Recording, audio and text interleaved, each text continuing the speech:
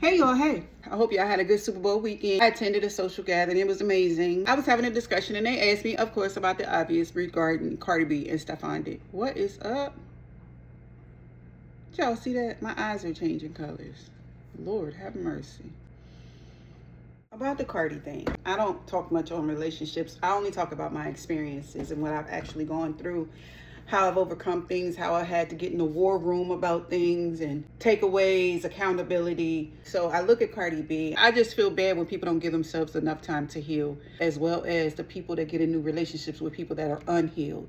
I had that same set of unfortunate circumstances. The residue and the remnants of that was horrible. And I will never get with someone who clearly demonstrate that they took no time in between one relationship and the other. Because if they can't address the needs of themselves, they don't even have a desire to meet the need of the person they're in the relationship with.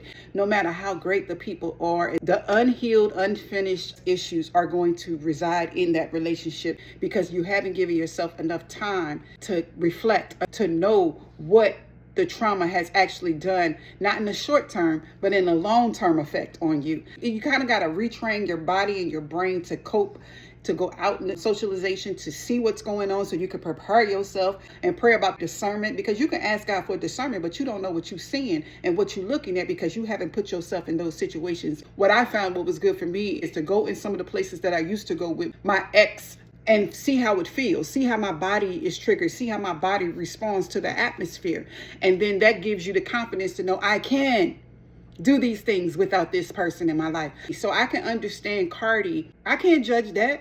I pray for her. I pray for anybody that has not given themselves the time and the opportunity to heal. And no matter what that looks like, you see that, or no matter what that looks like, your spirit will tell you what it needs to heal, because you'll start finding joy in the little things that you forgot about you, that made you special, that made you unique, that made you that one who God created you to be in his image. When you start to feel the low lightning, it's because you start to resemble a person that you never seen before. It's more beneficial to take time to heal and be selective on who you chose to let in that healing space with you than to just go out because somebody's showing you some attention and then you laying up with them and you procreating. And I'm just too cautious about STDs. And then I'm side-eyeing because I'm hearing all the preferences this person has. I live that, and that is no way to live. And don't compromise. If you want to take on those soul ties and spiritual ties, you're going to always wonder where they heart at.